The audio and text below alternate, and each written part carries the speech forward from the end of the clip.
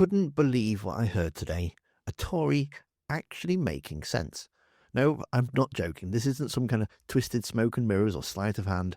A Tory stood up in the House of Commons, criticised his own party as well as the government, which is expected, but what I think he said was spot on. So, it was an urgent question by the Shadow Home Secretary, Gulper Philp, on about answering immigration numbers. And I'm not going to play his clip because he just sounds like a broken record. Rwanda scheme was the greatest deterrent ever. You cancelled the flights, yada, yada, yada. You get the idea. He's not bringing anything new to the table. However, later in the question, Roger Gale stood up and he basically just said, look, this isn't going to work. The Tories' plan was rubbish. Labour's just waffle. And now because we're cutting foreign aid to fund defence spending, it's just going to start making the things worse again. Saying Angela Eagle didn't have an answer for this, which says to me that she kind of really agrees with him. You will know that most of the illegal cross-channel migrants come to this country, come through my constituency in Manston at the processing centre. So I've taken a particular interest in this subject. What I have to say is certainly not going to be popular, either on this side of the House or on that side of the House, but neither is it going to be populist. The Home Secretary and I, not together, both visited the Calais area recently. We saw there hundreds, if not thousands, of very determined, very desperate people who are going to risk their lives to cross the Channel. The Conservatives' Rwanda scheme, I believe, and this government's much vaunted smash the gangs, will not solve that problem. There is no quick fix. The only solution will be long-term and international.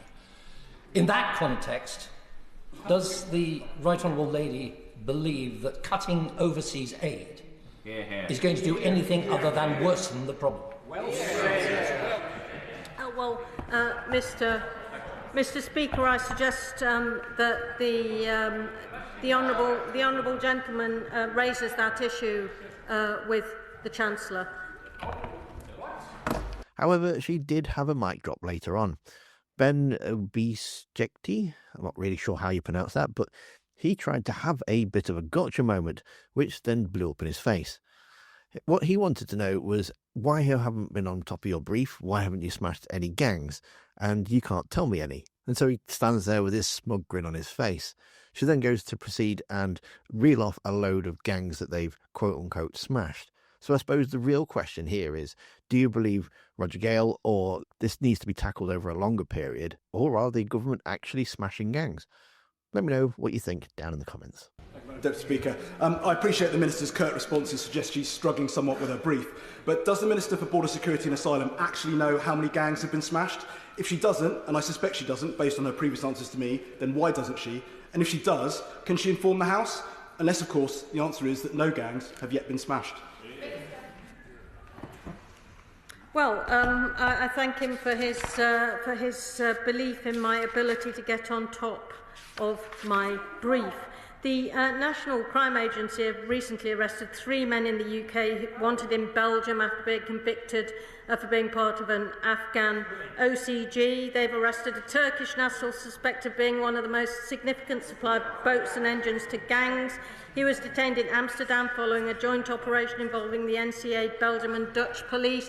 Convictions of 2 men based in South Wales who ran a people smuggling ring involving moving thousands of migrants from Iran, Iraq, Syria and across Europe in a major international operation involving the NCA targeting a Syrian organised crime group considered one of Europe's most significant people smuggling gangs, which saw at least 20 people arrested in a series of raids across the continent, including one in the UK. This is just what's been happening recently. There's a lot more work going on, many investigations, the fruit of which will be born and we'll talk about when it's delivered.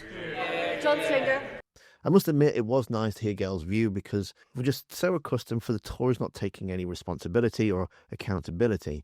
They use the same old excuses: COVID, war in Ukraine, global pressures, all that kind of nonsense. Which you can see Laura Trott doing exactly the same thing in the video that's on screen now. So go watch that next. Don't forget to hit the like button, and I'll see you next time.